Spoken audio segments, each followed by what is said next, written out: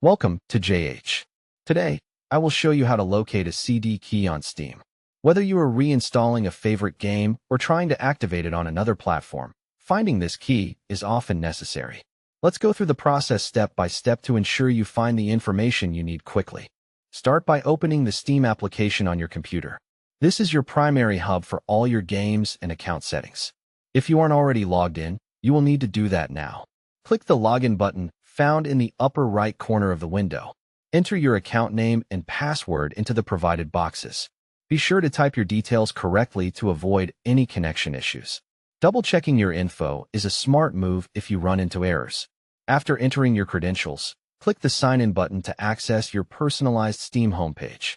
Once you are logged in, navigate to the Library tab at the top of the Steam interface. This area organizes all your purchased and added games. Browse your collection and click on the specific game for which you need the CD key. Now, perform a right-click on the game title to bring up a context menu. From the list of options, choose Manage. This step is vital for accessing deeper game information. In the Manage drop-down menu, look for the CD key option. It is important to remember that many modern games no longer use CD keys on Steam, as they rely on different digital rights management systems. Usually, these keys are only visible for older titles that still require manual activation. If you cannot find a key, don't worry, the game might not need one.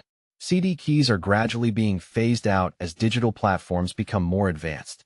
If you believe a key is required but it isn't showing up, contacting the game's developer is a helpful alternative.